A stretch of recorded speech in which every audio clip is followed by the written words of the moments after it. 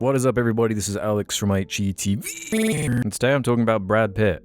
I mean F1, Formula 1, the movie. One of the biggest hits of the summer. It was the penultimate one from the top 10 at the moment that I hadn't seen. It's just Captain America left. But this had kind of been sold to me as Top Gun Maverick, but with Formula 1 cars, which sounds good to me. The plane scenes in Top Gun Maverick are incredible, so I was curious to see how this would come together. And I watched this last night, and if I didn't make notes, this would be nothing in my mind. I will caveat, I guess, that I'm not in the Formula 1 car fan base. It's just not something I really care about. So that's obviously going to elevate this film to you if you're big into the scene, understand all the cameos, the rules to everything. Obviously, that's going to be better. But to me, just on a filmmaking level, I think the sign of a good movie is when, despite its story or topic being of no interest to me personally, it can win me over in some way. And I couldn't help but feel like this is mostly for fans of F1 and no one else. There are a bunch of racing movies I do enjoy that are a lot better than this. Rush was good, Ford v Ferrari was good, and Senna's probably my favorite film about racing. It's a documentary though. How could I forget Cars 2? That changed the game. You gotta check out Red Line. The opening race is like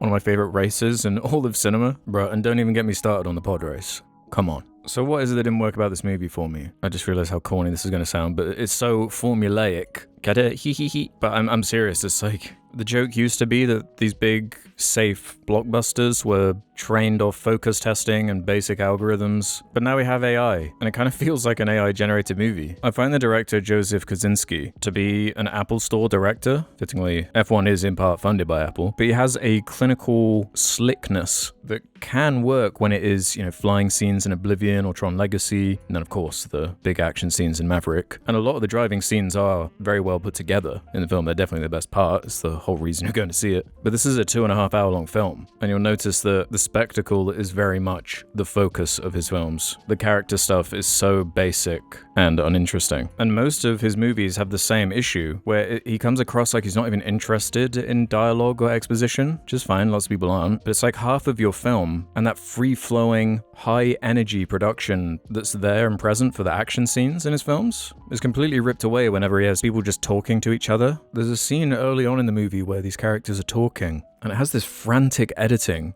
It's like cutting every second, and you can't even focus on what they're saying. It's like, why are you doing this? It doesn't do that throughout the whole film. It's just a couple scenes. Most of the time, it's basic A/B cameras, shot reverse shot type stuff. The dialogue as well is incredibly basic. You have lines like, he's cocky, he's arrogant, he's got a lot to learn. They're working together. It's in the hands of the racing gods now. It was corny to me in a way that couldn't be elevated because it didn't have the bass hook that something like a Top Gun Maverick has. It's a contemporary setting, so it doesn't have that fun slant of a Rush or a Ford v Ferrari, where that makes some of the production design quite fun. It doesn't feel like a Fincher style of cold distance with the way it's being presented. And despite them hopping around the world, you go to the UK, Italy, Abu Dhabi, Vegas, the color palette is so bland and washed out. I was glad we got some pub representation though. There's nothing you can even spoil about the movie. A Formula 1 driver comes out of retirement to mentor and team up with a younger driver. That pretty much is the plot of Maverick. Except like Top Gun Maverick, even if you don't care about planes or anything like that, or the military, there is something inherently exciting about a secret mission with like the best pilots in the world, where the stakes are incredibly high, and it's not that the stakes aren't high here, but for you to care about the stakes in this movie, you'd kind of have to care about the characters more, and it seems like it's relying more on, it's hot Brad Pitt, and he's shirtless, and he's with his hot young trainee who's also often shirtless and sweaty, and aren't they just the best? When they're so two-dimensional to me that it couldn't break out of feeling like, oh, anyone could enjoy this. Don't know what Hans Zimmer was doing here. An utterly phoned-in soundtrack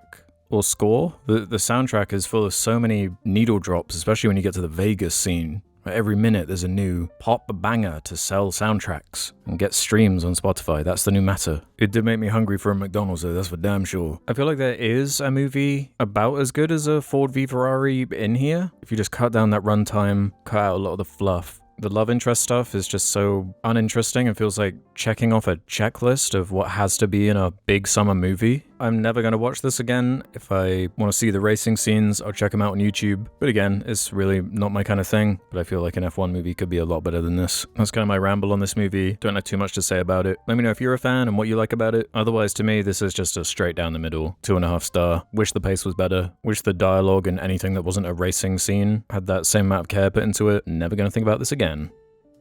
See you on the next vid. Bye.